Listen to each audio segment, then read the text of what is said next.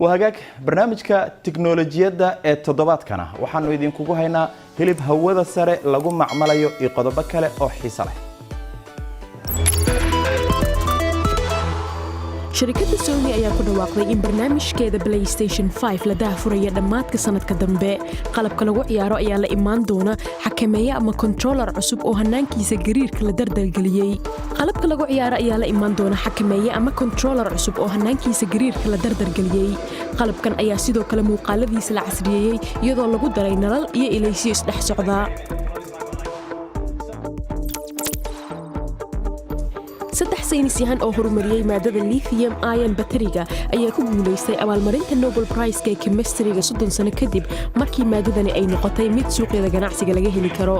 Batteriga ay soo saareen John B. Goodenough, M. Stanley Whittingham iyo Akira Yoshino waxa uu awood u leeyahay inuu tamar siiyo alaabo kala duwan oo ay ka mid yihiin taleefanada gacanta, laptopyada iyo waliba baabuurta korontada ku shaqeeya.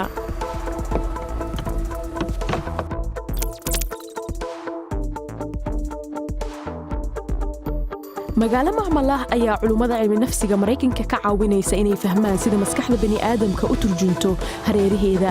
Tijaabooyin loogu magac daray Neuroville ayaa muujinaya in marka hal qayb oo maskaxda ka mid ah ay meel aqoonsato, qayb kale oo maskaxda ka mid ah ayaa meeshaas sawirata. Waxay sheeganayaan in natiijooyinkoodu ay gacan ka geysan karaan in la hormariyo teknoolajiyadda gawaarida iswada.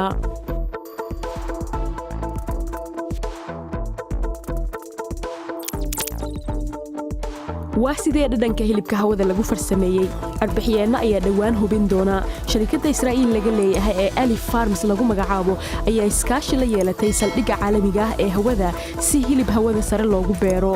Wali maaha arrin ay isticmaali karaan bani'aadamka, laakiin shirkaddu waxay rajeynaysaa in arbixiyeenadu ay dhawaan cuni doonaan hilib lo oo hawada lagu farsameeyay, balse yaa garan doona laga yaabee inuu yeesho dhadhanka dunida.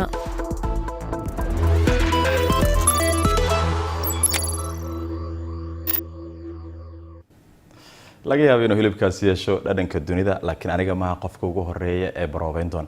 ugu dambeyntiina waxaan idin hayaa bandhig ilayska taariikhiga ah ee caasimadda Jamhuuriyadda Czech Republic. bandhiga ilayska ee magaalada Prague waxaa loogu dabaaldegayaa kacdoonkii Velvet ee sanadkii 1989 soo afjaray maamulkii shuuciyadda ee wadanka. qalab iftiimaya iyo muuqaalo si gaar ah loo farsameeyay ayaa lagu soo bandhigay xuska sanad guuradii 30aad ee ka soo wareegatay.